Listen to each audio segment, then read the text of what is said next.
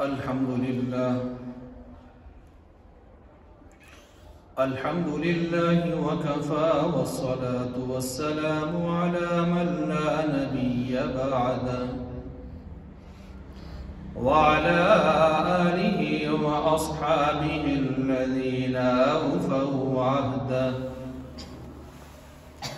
وعلى من تبعهم بإحسان إلى يوم القيامة. أما بعد فأعوذ بالله من الشيطان الرجيم. بسم الله الرحمن الرحيم.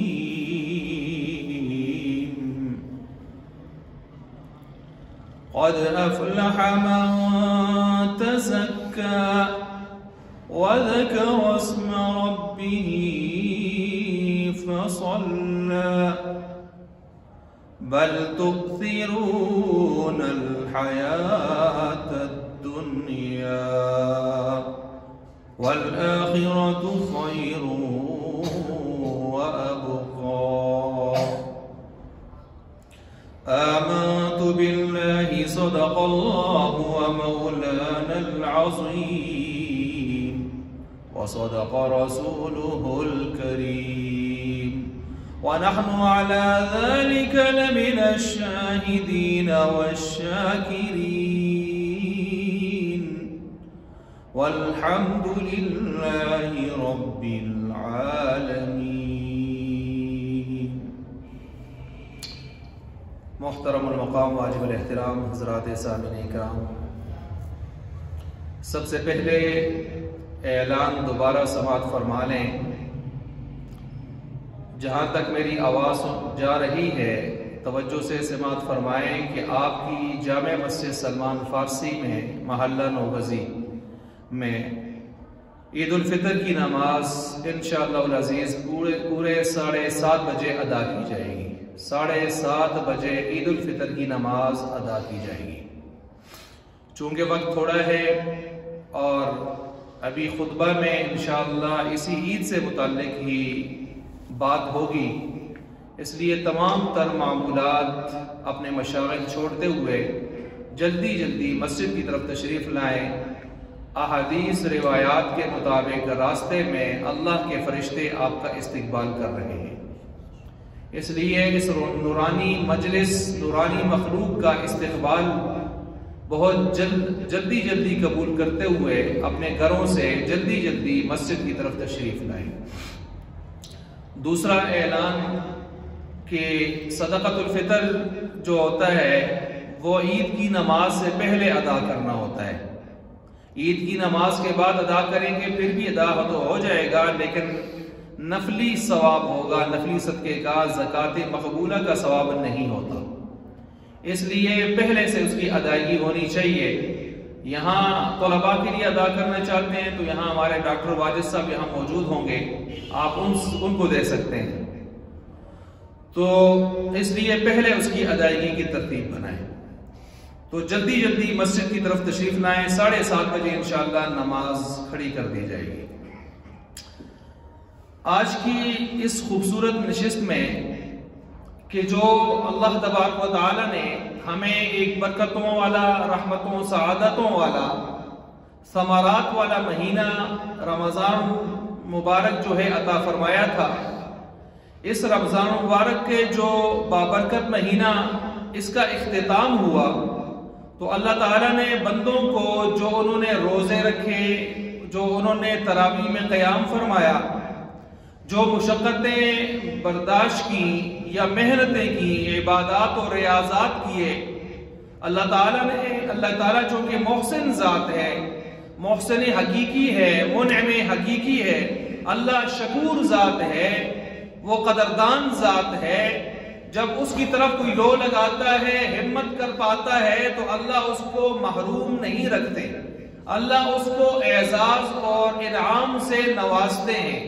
چنانچہ آج کا یہ دن احادیث کے اندر اگر ہم دیکھیں تو اس گزری ہوئی رات کو لیلۃ الجائزہ اور آج کا یہ دن یوم الجائزہ انعام کا دن قرار پایا ہے۔ آج کے اس دن کی مناسبت سے میں چند باتیں آپ حضرات کے گوش گزار کروں گا انشاءاللہ العزیز۔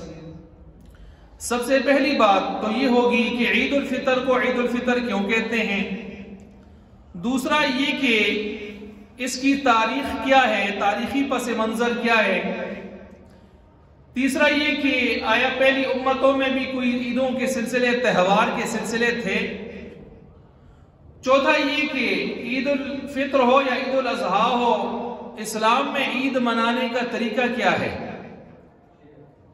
اور اس کے ساتھ ساتھ عید کا فلسفہ کیا ہے، رمضان کا فلسفہ کیا ہے۔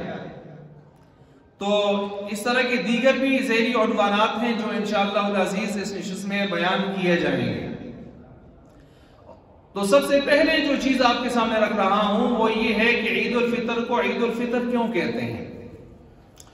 عید کا معنی ہوتا ہے، عید کے معنی لوٹنے کے آتے ہیں، لوٹنا۔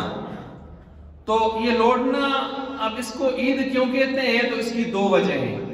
ایک تو یہ ہے کہ یہ اللہ تبارک و تعالیٰ مسلمانوں کو عید کی صورت میں جو خوشی عطا فرماتے ہیں، جو فرحت اور مسرت عطا فرماتے ہیں، یہ ہر سال بعد لوٹ لوٹ کر آتی ہے۔ تو اس وجہ سے اس کو کیا کہتے ہیں، عید۔ اور عید کا ایک معنی میلہ بھی ہوتا ہے، میل جول بھی ہوتا ہے، باہم ملنا ہوتا ہے، ملاقات ہوتی ہے، اکٹھا ہونا ہوتا ہے۔ جس طرح حدیث میں آتا ہے اللہم لا تجعل قبری عیدا، اے اللہ میری قبر کو میلہ گاہ نہ بنانا، میری قبر کو میلہ گاہ، میلے کی جگہ نہ بنانا۔ تو وہاں عیدہ کا لفظ یہی ہے، میل جول، اکٹھا ہونا، اجتماع کرنا۔ تو عید کے ایک معنی میل جول، اس میں میل جول لوگ کرتے ہیں، لوگ ملتے ہیں، ایک دوسرے سے سلام کرتے ہیں، اور بہت سارے اللہ والے ایسے ہوتے ہیں جو صرف ظاہری نہیں ملتے، اپنی اندر کی قدورتوں کو بھی ختم کر کے، صاف کر کے ملتے ہیں۔ اور کچھ ایسے بھی ہوتے ہیں، اللہ معاف فرمائے، کہ وہ اندر سارا کچھ پڑا ہوا ہے اور اوپر سے مل رہے ہیں۔ اللہ ان کو بھی، ہم سب کو بھی توفیق دے کہ ہم اپنا اندر بھی صاف کر لیں، اندر کی قدورتیں اور نفرتیں بھی ہم صاف کر لیں۔ تو عید کا ایک معنی میل جول، ملنا جلنا، ملاقات کرنا، اکٹھا ہونا، اور دوسرا معنی میں نے کیا بتایا، لوٹ کر آنا۔ کیا مطلب لوٹ کر آنا؟ کہ عید کی صورت میں اللہ تبارک و تعالیٰ خوشی مومن کو بار بار سال کے بعد عطا فرماتے ہیں، لوٹ لوٹ کے آتے ہیں۔ لوٹنے کے اعتبار سے ایک معنی اور بھی ہے، اور وہ یہ ہے العود من الفرض الى النفل، فرض سے نفل کی طرف لوٹنا۔ کیا مطلب؟ پورے سال میں صرف فرض روزے کون سے تھے؟ رمضان کے تھے۔ اب اللہ تبارک و تعالیٰ نے ترتیب ایسی کی کہ فرض روزے تو ختم ہو گئے، اب فرض روزوں کے علاوہ اگر کوئی روزوں کا شیدائی ہے، فدائی ہے، اور وہ چاہتا ہے میں روزے رکھوں، تو اس کے لیے آپ علیہ السلام نے اپنے طریقے سے 6 روزے اس شوال کے مہینے میں دے دیے۔ اب اس پورے شوال کے مہینے میں جو روزے ہیں وہ 6 روزے ہیں۔ کتنے روزے ہیں؟ 6۔ اور ان 6 روزوں کی فضیلت بھی ہے، من صام رمضان ثم اتبعه 6 من شوال کان کصیام الدہر، جو یہ 6 روزے رمضان کے روزے رکھنے کے بعد رکھ لیتا ہے، وہ ایسا ہے گویا سارا سال روزے سے ہی رہا، یا ساری زندگی روزے سے رہا۔ دوسری حدیث میں آتا ہے خرج من ذنوبہ کیوم ولدتہ امہ، وہ گناہوں سے ایسے پاک صاف ہو جاتا ہے جیسا کہ کوئی نو مولود بچہ دنیا پہ پیدا ہو رہا ہے، آ رہا ہے، گناہوں سے پاک صاف ہے۔ تو یہ اس 6 روزوں کے بڑے فضائل ہیں، اور علماء نے اس کی بڑی خوبصورت تطبیق دی ہے۔ فرماتے ہیں قرآن کریم نے ضابطہ بتایا ہے، من جاء بالحسنۃ فلہ عشر امثالہا، جو ایک نیکی کرے گا اس کو ایک کے بدلے میں کتنے عطا کریں گے؟ 10۔ اب 30 روزے اگر آپ نے 29 بھی رکھے ہیں تو آپ کو ثواب 30 کا ہی ملے گا، پورے کامل مہینے کا ملے گا۔ اب 30 روزے تو یہ ہو گئے، اور سال کے اگر 360 دن آپ شمار کرتے ہیں تو 30 ضرب 10 کریں تو کتنے بن جاتے ہیں؟ 300۔ اگر ہے کہ 60 تو 6 روزے یہ آگے، 6 دائے 60، 360، تو 360 پورے ہو گئے، پورے سال کے روزوں کا ثواب آپ کے کھاتے میں آئے۔ تو ایک طرف اس کا معنی لوٹنا، خوشی بار بار لوٹ آتی ہے، ایک طرف اس کا معنی لوٹنا، آپ فرض سے لوٹ رہے ہیں نفل کی طرف. اس سے ایک اشارہ بھی دیا جا رہا ہے. اشارہ یہ ہے، اور مسلمانوں، مومنوں، رمضان میں روزے فرض تھے، اب فرض نہیں ہوں گے باقی 11 مہینوں میں.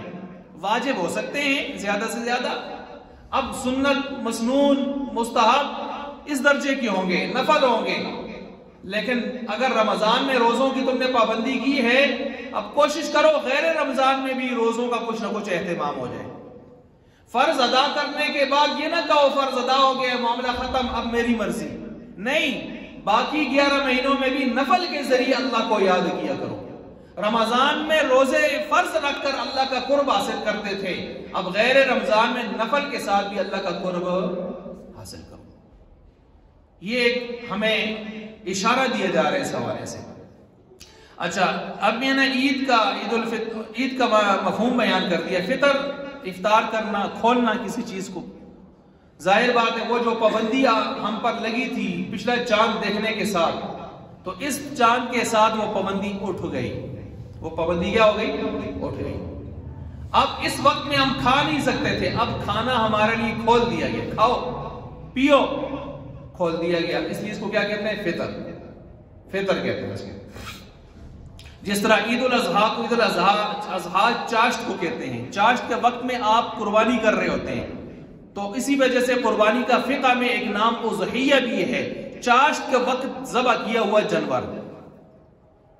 تو لفظوں کے پیچھے بھی مفہومات سے بھی آپ فلسفوں کو یا اس کے مقصد کو سمجھ سکتے ہیں، یا اس کے پورے مفہوم کو، تعارف کو آپ سمجھ سکتے ہیں.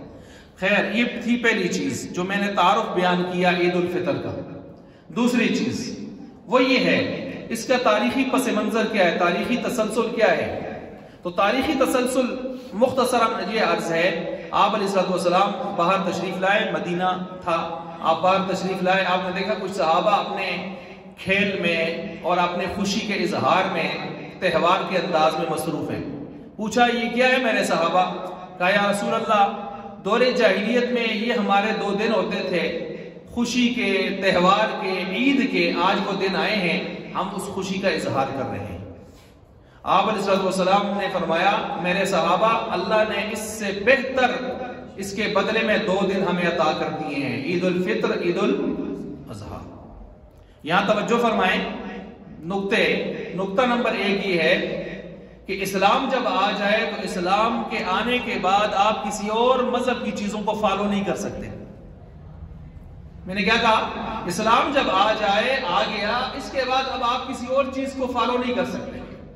اب وہ خوشی منا رہے تھے، کوئی غیر شرعی کام اس کے اندر نہیں کر رہے تھے. بظاہر صحابہ تھے، لیکن خوشی چونکہ وہ دور جاہلیت کے دور کے تہواروں کے انداز میں تھی، تو فرمایا نہیں، ختم، اب اس کے بدلے میں ہمیں اللہ تعالی نے 2 بہتر دن عطا کر دیے ہیں. تو ایک تو یہ اصول معلوم ہوا، اسلام کے آ جانے کے بعد دیگر مذاہب کے سلسلوں کو اپنانا ہمارے لیے جائز نہیں ہوگا. اب ہم جائیں ہندوؤں کے ساتھ ان کے تہواروں میں شریک ہوں، غلط. کرسمس کا کیک کاٹیں کرسمس ڈے کا، غلط. یہودیوں کے کسی اور کے اس میں جا کے باقاعدہ ان کے ساتھ شریک ہوں، غلط. غلط طریقہ کار ہے. اللہ نے ہمیں اپنے ایک طور طریقہ اپنے اسلام کا بہترین دے دیا ہے. دوسرا یہ نقطہ معلوم ہوا کہ اللہ کے نبی جب بیان کرنے کا موقع آتا تھا تو چیز پوری بیان کرتے تھے، ادھوری نہیں بیان کرتے تھے، پوری نہ کہ ادھوری. اب آیا تھا عیدیں بیان کرنے کا موقع، اللہ کے نبی نے کتنی عیدیں بیان کی ہیں؟ 2. اگر تیسری کوئی عید ہوتی تو اللہ کے نبی اس کا ذکر بھی کر لیتے، نہیں کیا، خاموش رہے. پتہ چلا تیسری عید اسلام میں کوئی بھی نہیں ہے. اب کوئی 10ویں کو نکالے کہ 12ویں کو نکالے کہ 14ویں کو نکالے، وہ اس کی اپنی ہو سکتی ہے، اسلام کی عید نہیں ہو سکتی. ایک نقطہ یہ معلوم ہوا. اچھا، اب یہ تاریخی پس منظر سننے کے بعد تیسرا نقطہ آپ کے سامنے رکھ رہا ہوں، یا تیسرا پوائنٹ یہ ہے، فرمایا ان لکل قوم عیدا وہذا عیدنا. ہر قوم کی کوئی نہ کوئی عید رہی ہے، اور ہماری عید یہ عید الفطر ہے اور عید الاضحیٰ، یہ ہماری عید ہے، یہ ہماری عید ہے. اب دیکھیں ایک پوائنٹ یہ میں نے آپ کے سامنے رکھا. اس پوائنٹ پر میں آگے جا کے تشریح کرتا ہوں کہ کون سی عیدیں تھیں جو اس حوالے سے. مثلا دیکھیں پہلی قوموں کی کیا عیدیں تھیں؟ آدم علیہ السلام کی توبہ جب قبول ہوئی، رو رو کے ایک لمبا زمانہ، ربنا ظلمنا انفسنا وان لم تغفر لنا وترحمنا لنكونن من الخاسرین. تو انہوں نے جب اللہ کی طرف گڑگڑائے، روئے، عاجزی کی، زاری کی، تو اللہ تعالیٰ نے ان کی توبہ کو قبول کیا. اور جس دن ان کی توبہ قبول ہوئی وہ دن ان کے ماننے والوں کے لیے عید کا دن قرار پایا. یہ آدم علیہ السلام کے اس وقت کے ماننے والے. ابراہیم علیہ السلام، ان کی ماننے والوں کے عید کا دن کون سا تھا؟ جس دن ان کو نار نمرود سے خلاصی اور نجات اور عافیت ملی. نمرود نے ان کو آگ میں ڈالا، اللہ نے ان کی حفاظت فرمائی، آگ ختم ہو گئی اور پھر وہ اسی طرح صحیح سلامت باہر آ گئے. یہ دن ابراہیم علیہ السلام کے ماننے والوں کے لیے گویا عید کا، فرحت کا، خوشیوں کا دن تھا. اسی طرح یونس علیہ السلام کو جس دن وہ حوت مچھلی کے پیٹ سے نجات ملی، 40 دن اس کے پیٹ میں رہنے کے بعد جب نجات ملی، وہ دن یونس علیہ السلام کے ماننے والوں کے لیے خوشی اور عید کا دن تھا. اسی طرح ہم دیکھ سکتے ہیں عیسیٰ علیہ السلام، ان کے ماننے والوں نے کہا ربنا انزل علینا مائدۃ من السماء تکون لنا عیدا لاولنا وآخرنا وآیۃ منک. ہمیں ایک دسترخوان چاہیے جو آسمان سے اللہ اتار دے، اس پر جو ہے کھانے ہوں جنت کے، ہم کھائیں. تو عیسیٰ علیہ السلام نے جب اللہ سے دعا کی ربنا انزل علینا مائدۃ من السماء، تو اللہ تعالیٰ نے ان کے لیے آسمان سے دسترخوان اتارا. اس پر مچھلی کا کلیجہ مچھلی تھی، اس کے اوپر دیگر بہت ساری چیزیں تھیں، وہ پھر قوم والوں نے نوش فرمائی. یہ دن اس دن ان کے لیے عید کا دن قرار پایا. ویسے تو انہوں نے اپنی عیدیں بہت ساری بنا رکھی ہیں، اگر آپ ان کی عیدوں کو پڑھیں، تہوار عیسائیت میں بڑے تہوار ہیں. انہوں نے کرسمس ڈے کو بھی اپنی سالانہ 25 دسمبر کو بنا رکھا ہے. بہت ساری اور چیزیں، عید فصیح اور فلاں اور فلاں، لیکن ایک یہ ہے ان کے ہاں. تو پہلی قوموں کی بھی کوئی نہ کوئی عید ہوتی تھی، تہوار ہوتے تھے. موسیٰ علیہ السلام کو جو اللہ تعالیٰ نے موسیٰ علیہ السلام کو اور ان کے ماننے والوں کو فرعون کو غرق کر کے جو ان کو خلاصی بخشی، نجات بخشی، وَإِذْ نَجَّيْنَاكُمْ مِنْ آلِ فِرْعَوْنَ يَسُومُونَكُمْ سُوءَ الْعَذَابِ، تو وہ دن خلاصی کا، فرعون کے غرق ہونے کا جو دن تھا، وہ مسلمانوں کے لیے، موسیٰ علیہ السلام کے ماننے والوں کے لیے خوشی کا دن، عید کا دن قرار پایا. مجوس، آتش پرست، نوروز و مہرجان، آپ کو پتہ ہے ان کی عیدیں ہیں. تو ہر قوم کی کوئی نہ کوئی عید ہوتی ہے، رہی ہے. وَهَذَا عِيدُنَا، ہماری عید یہ ہے، عید الفطر اور عید الاضحیٰ. اب اس کے ساتھ ساتھ یہ دیکھیں عید الفطر کتنا بڑا دن ہے. اس کے بارے میں روایات میں کیا آتا ہے، ذرا آپ سماعت فرمائیں. جب عید الفطر کا دن ہوتا ہے تو اللہ تبارک و تعالیٰ کے فرشتے راستوں میں، عیدگاہ کے، مسجد کے جہاں عید پڑھی جا رہی ہوتی ہے، راستے میں کھڑے ہو جاتے ہیں. جب انسان مسلمان اپنے گھروں سے نکلتے ہیں عیدگاہ کی طرف نماز عید ادا کرنے کے لیے، تو اس وقت یہ فرشتے ان کو راستوں میں دو طرفہ ان کو پروٹوکول دے رہے ہوتے ہیں اور ان کو سلامیاں پیش کر رہے ہوتے ہیں اور ان کا استقبال کر رہے ہوتے ہیں. آؤ خوش نصیبو، آؤ، آج پورا مہینہ تم نے محنت کی، کوشش کی، مشقت برداشت کی، آج یوم الجائزہ، انعام کا دن ہے، آؤ خوش نصیب مسلمانوں، اپنا اجر پاؤ. چنانچہ یہ سلسلہ لگا رہتا ہے یہاں تک کہ جب یہ لوگ، یہ مسلمان آ کے عیدگاہ میں، جیسے آپ یہاں تشریف فرمائیں، تو پھر اللہ تبارک و تعالیٰ اپنے فرشتوں کو مخاطب کرتے ہیں. اللہ تعالیٰ فرماتے ہیں، میں نے فرشتوں مجھے بتاؤ، جو مسلمان جو مزدور اپنی مزدوری پورے طریقے سے ادا کر لے تو اس کا اجر، اس کا بدلہ کیا ہوتا ہے، اس کا عوض کیا ہوتا ہے. اب اللہ یہ سارا کچھ کیوں پوچھ رہے ہیں؟ یہ نہیں اللہ کو معلوم نہیں، یہ اللہ اس لیے پوچھ رہے ہیں، بتا رہے ہیں کہ اللہ تعالیٰ نے جب آدم علیہ السلام کو بنانے کا ارادہ کیا تھا، تخلیق کرنے کا، تو فرشتوں سے مشورہ کیا تھا. فرشتوں نے کہا تھا تسبیح و تقدیس کے لیے، عبادت کے لیے ہم بہت ہیں، آپ اس کو نہ پیدا کیجئے جو جا کے گنگا فساد کرے گا. جنات پر قیاس کیا تھا. اب اللہ نورانی مجلسوں کے بعد فرشتوں کو مخاطب کر کے پھر پوچھتے ہوتے ہیں، کیا خیال ہے؟ انی اعلم ما لا تعلمون. میں نے کہا تھا نا جو میں جانتا ہوں تم نہیں جانتے. آج ذرا اقرار کرو نا میرے بندوں کے اخلاص کا، میرے بندوں کی عبادات اور ریاضات کا. فرشتوں سے اقرار کروایا جا رہا ہوتا ہے. یہ کئی ایسی مجلسیں، کئی ایسے مواقع ہوتے ہیں، ان میں سے ایک موقع ہی ہوتا ہے. میرے فرشتوں بتاؤ، مزدور نے اپنی مزدوری پوری کر لی ہے، کیا ملے گا اس کو؟ تو فرشتے عرض کرتے ہیں باری تعالیٰ اب اس کا حق یہ ہے کہ اس کو اس کی مزدوری پوری ادا کر دی جائے، اس کا اجر بدلہ پورا اس کو تنخواہ اس کو دے دی جائے. اب اللہ تبارک و تعالیٰ فرماتے ہیں پھر تم گواہ رہو، میں ان روزے داروں کو، میں ان شب بیداروں کو، میں ان قیام کرنے والوں کو کیا عطا کرنے لگا ہوں. میں اعلان کرتا ہوں، اللہ تبارک و تعالیٰ کی طرف سے اعلان ہوتا ہے کہ آج ان کے عیبوں کی پردہ پوشی کر لی گئی، ان کے عیبوں کو ڈھانپ لیا گیا، ستر پوشی کر لی گئی، اور ان کے گناہوں کو بخش دیا گیا، اور ان کے دعاؤں کو آج میں شرف قبولیت سے نوازوں گا، اور ان کے گناہوں کو صرف معافی نہیں کروں گا، ان کے گناہوں کو نیکیوں پہ سے تبدیل کرتا ہوں. یہ اعلان کس کی طرف سے ہوتے ہیں؟ اللہ کی طرف سے. کتنے بڑے بڑے اعلان ہیں، دیکھ لیں کتنے بڑے بڑے اعلان ہیں. عیبوں پر پردہ، گناہوں سے مغفرت، دعاؤں کی قبولیت، اور اس کے ساتھ ساتھ گناہ صرف معافی نہیں، نیکیوں میں تبدیل، نیکیوں میں تبدیل. یہ اعلان ہوتا ہے. جب یہ اعلان ہوتا ہے فرشتے بھی عش عش کر اٹھتے ہیں، اور پھر فرشتے بھی رش کرتے ہوئے پھر وہ بھی اعلان کرتے ہیں، اپنے حصہ ڈالتے ہیں، کہتے ہیں چلو اے مومنوں مسلمانوں، چلو اے مومنوں مسلمانوں اپنے رب کی طرف، جو رب بہت ہی زیادہ رحم کرنے والا، بہت زیادہ عطا کرنے والا اور مغفرت کرنے والا ہے. یہ اعلان ہو جاتے ہیں. تو آج کا یہ یوم الجائزہ انعام والا دن ہے. اس دن فرشتے پروٹوکول دے رہے ہیں، اس دن اللہ تبارک و تعالیٰ فرشتوں سے مخاطب ہوں گے، اس دن اللہ تبارک و تعالیٰ آپ حضرات کے لیے اعلان فرمائیں گے، فرشتوں کے ذریعے سے اعلان ہوگا، اور اللہ تعالیٰ ہم سب کو یہ سعادتیں بار بار نصیب فرما لیں. اب میں نے عرض کیا کہ عیدیں پہلی قوموں کی وہ بیان کر دی. اب ہماری عید، اب سوال یہ پیدا ہوتا ہے کہ عید کیسے منائی جائے، عید کیسے منائی جائے؟ کیوں دور جاہلیت میں یا فساق و فجار، کفار و مشرکین، ان کا بھی ایک طریقہ ہے تہوار منانے کا، اور اسلام نے بھی ایک طریقہ دیا ہے. ان کا طریقہ کیا ہے؟ ان کا طریقہ یہ ہے جب بھی کوئی خوشی کا موقع آئے جشن کرو، جشن کا سما ہو. جشن میں کیا ہو؟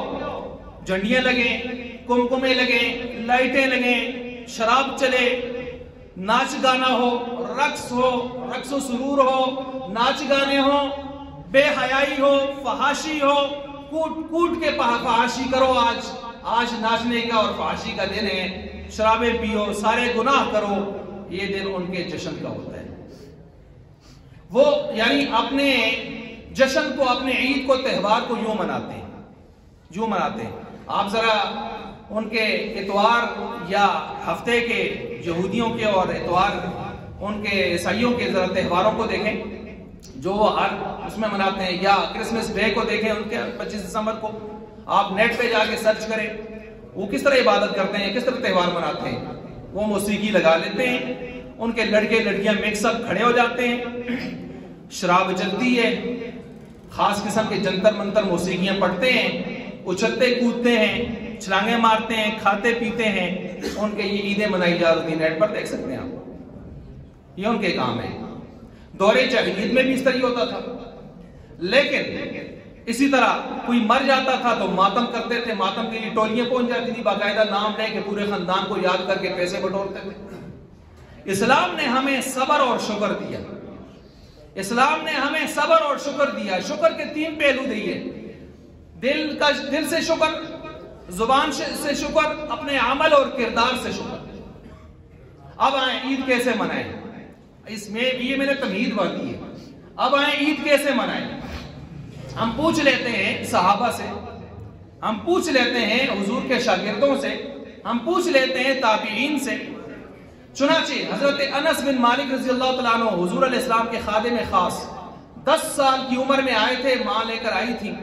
اور 20 سال کی عمر تک 10 سال مسلسل سب سے زیادہ خدمت کا زمانہ پانے والے انس بن مالک رضی اللہ تعالیٰ عنہ، 103 یا 113 سال عمر پانے والے بڑے روایات کے راوی انس بن مالک، امام ابو حنیفہ رحمۃ اللہ علیہ نے جن صحابہ سے ملاقات کی ان میں ان کا نام بھی آتا ہے۔ انس بن مالک جن کو حضور علیہ السلام نے ان کی والدہ کے کہنے پر خصوصی دعائیں دی، اے اللہ کثیر المال بنا، مال اتنا کہ لوگوں کا باغ سال میں ایک بار پھل دیتا تھا، حضور کی دعا سے ان کا باغ 2 بار پھل دیتا تھا۔ ان کو کثیر العیال بنا، کثیر الاولاد بنا، زیادہ اولاد عطا کر۔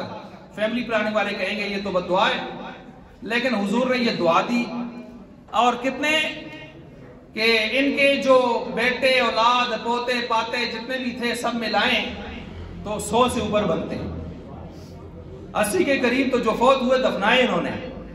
اللہ نے اولاد بھی خوب عطا کی، اور کثیر العمر میں نے کہا یہ دعا بھی قبول ہوئی، 103 یا 113 سال سینچری ماری ہے انہوں نے، تو انہوں نے عمر پائی۔ یہ انس بن مالک رضی اللہ عنہ کیا فرماتے ہیں عید کیسے منائی جائے، ذرا سنیں۔ اب ظاہر بات ہے 10 سال جو حضور کی خدمت میں خاص طور پر رہے ہیں اور باقی زمانہ بھی آپ سے سیکھتے رہے ہیں، وہ شاگرد کہہ رہے ہیں عید کیسے منانی چاہیے۔ فرماتے ہیں جس دن گناہوں سے مومن محفوظ رہا وہ دن مومن کی عید کا ہے، مومن کی عید کا ہے۔ اور یہاں ایک نقطہ سنیے، رمضان میں شیطان باندھے ہوئے تھے، سرکش شیاطین بڑے، جیسے ہی رات کو عبد الخبیر آزاد صاحب نے اعلان کیا ہے کہ چاند نظر آ گیا ہے تو پاکستان کے بڑے بڑے شیطان کھل گئے، باقی دنیا کے بھی ہیں لیکن پاکستان کے حوالے سے بھی بڑے بڑے سرکش شیاطین کیا ہو گئے، کھل گئے۔ اس وجہ سے آپ رات کو دیکھتے تھے بازاروں میں ادھر ادھر گلی کوچوں میں آوازیں اور ترنگ پلنگ سب کچھ چل رہا تھا۔ تو اب شیطان جب کھلے ہیں تو ان کو غصہ بھی ہے کہ انہ دی وجہ تو سی بدے گیا سی، انہ تا رمضان آیا سا، اور جو پورا مہینہ سے بدے رہے سا کر کوئی نہیں ہے کہ گٹھی کا سر کٹ سکتا۔ اب وہ بالکل سوچ کے رات سے شروع ہیں کہ ان سے وہ جو پورا مہینے کی کسر ہے نا وہ ساری نکالنی ہے، تو کہیں ایسا نہ ہو ہم بھی ان بدبختوں میں شامل ہو جائیں۔ احتیاط، اللہ نے جو رمضان کی برکت سے کچھ تھوڑا بہت اگر ہمیں اجر و ثواب یا تقوی یا کچھ اخلاص خلوص کچھ قرب اپنا نصیب کیا تھا، کہیں وہ ختم نہ ہو جائے، ضائع نہ ہو جائے، وہ دن کریتن بیٹھے تھے لگے دن آپ نے کمانا ہے، اس لیے اپنے آپ بہت احتیاط کرنی ہے۔ کیا کرنا ہے؟ جس دن مومن کا گناہوں کے بغیر گزرا وہ دن اس کے اصل میں عید کا دن ہے، ایک۔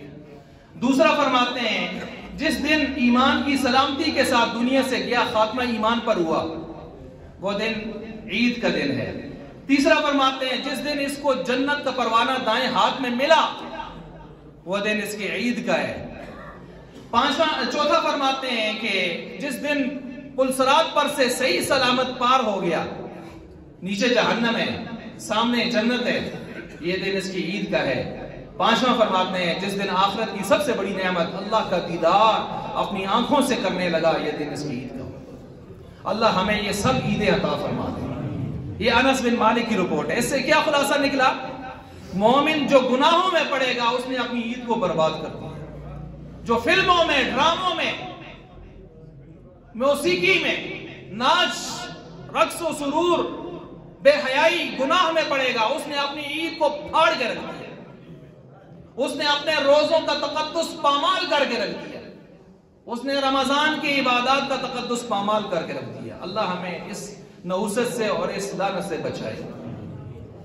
اچھا، حضرت فاروق اعظم کیا فرماتے ہیں؟ وہ فرماتے ہیں عیدین کو ذکر الہی اور حمد و ثنا سے زینت بخشو، ذکر الہی اللہ کا ذکر کرو اس میں، اور اللہ کی حمد و ثنا کرو، اللہ کی بڑائی بیان کرو، یہ اس سے زینت بخشو۔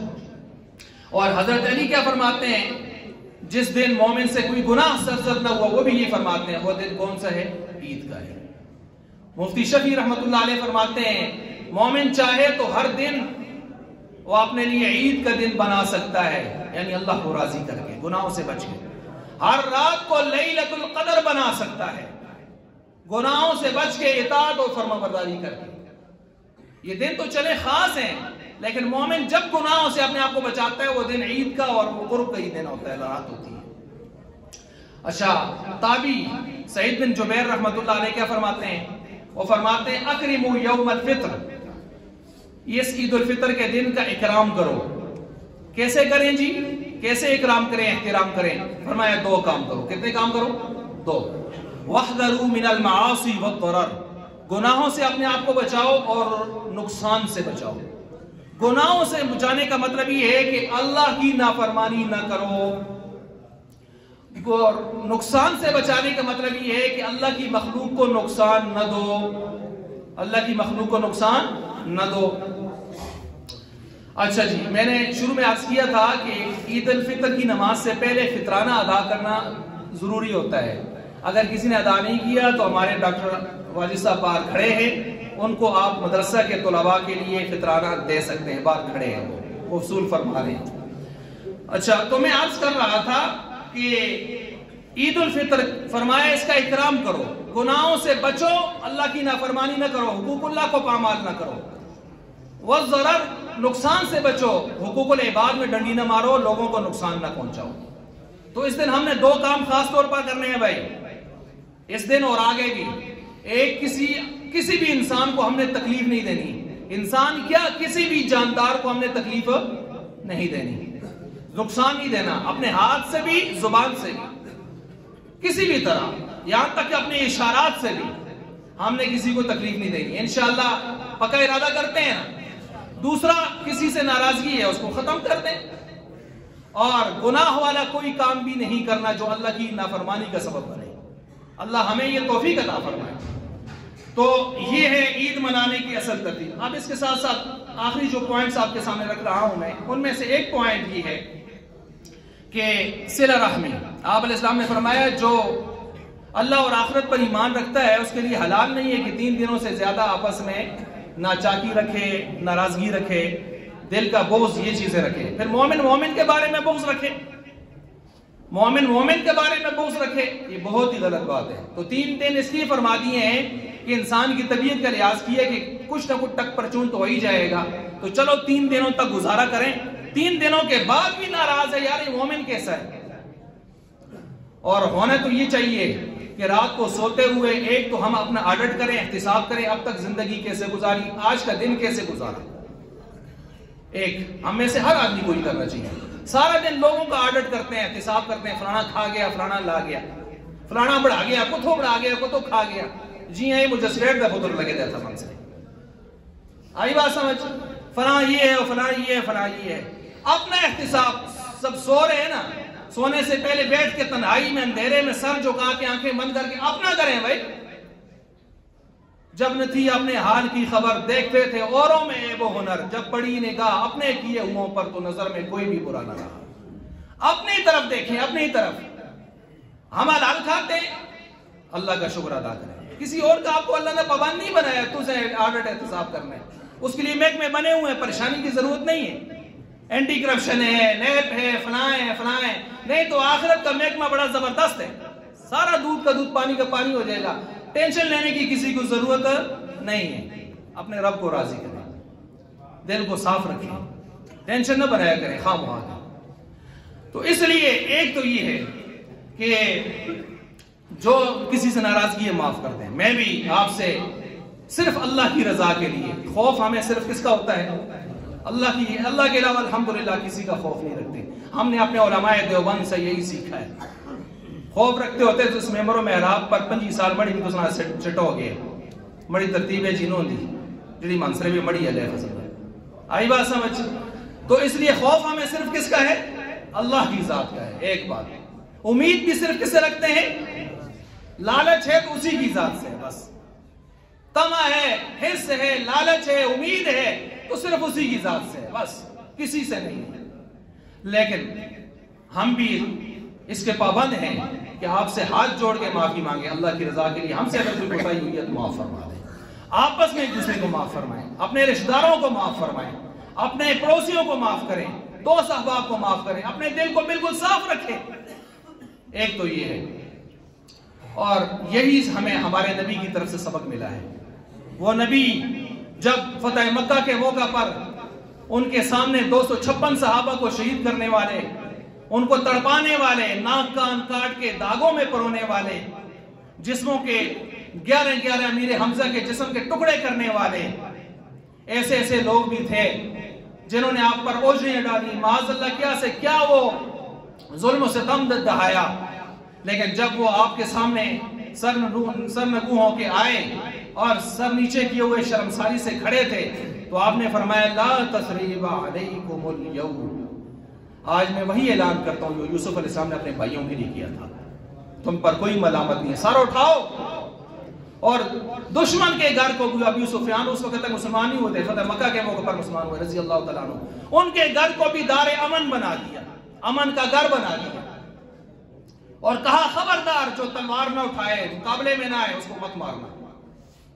آج رحم و کرم کا دن ہے، ہم اس نبی کے امتی ہیں، صرف ایک ہی نہیں اور ہزاروں مثالیں ان کی زندگی میں موجود ہیں، اس لیے ہمیں بھی معاف کرنا سیکھنا چاہیے، ہمیں بھی معاف کرنا چاہیے۔ اور یاد رکھیں رمضان کا فلسفہ اور مقصد کیا ہے؟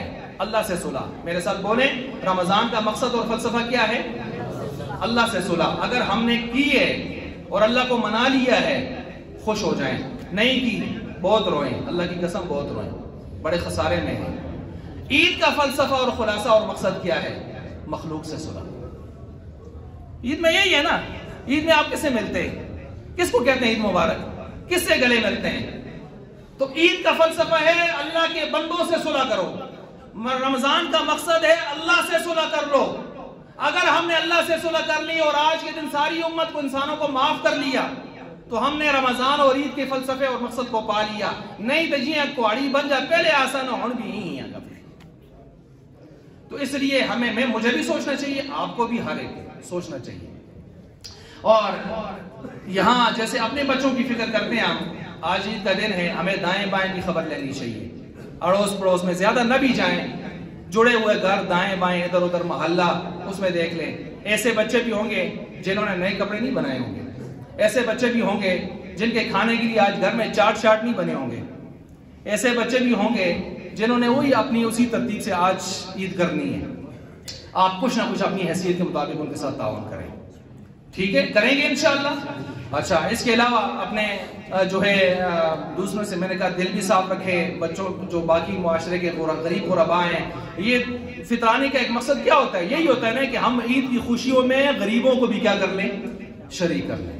فطرانے کا مقصد یہ ہے۔ یاد رکھیں کوئی بھی عبادت کریں اس کا مقصد اور فلسفہ، اس کی مصلحت کو بھی، حکمت کو بھی ذرا جانا کریں کہ اللہ ہم سے اس کے پیچھے کیا چاہتے ہیں۔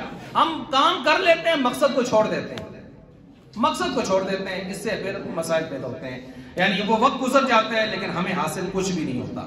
اور اس کے ساتھ ساتھ ایک بات یہ بھی ذہن میں رکھیں، اس دن میں نے صبح تفصیل سے بیان کی تھی، آج صرف مختصر بیان کرتا ہوں۔ کوئی بھی نیکی کرے کس کی رضا کے لیے؟ ادھر نماز پڑھنے آئے تو یہ نا مفتی صاحب بڑا خوش ہو اسی میں خوش ہویا، اللہ کو جزا خیر دوں، اللہ کا حکم ہے جا کے مسجد میں نماز پڑھیں، مالکو کے جا کے نماز پڑھیں، جماعت کے ساتھ نماز پڑھیں۔ امتیاز صاحب خوش ہو جو سمیع اذان دی تھی اسی آگے ایسے، بہت اچھی بات ہے، ہم بھی خوش ہوں گے، لیکن آپ کا مقصد یہ نہیں ہونا چاہیے۔ آپ کا مقصد کیا ہونا چاہیے؟ اللہ کا حکم ہے، فریضہ ہے، پورا کرنے جا رہا ہوں۔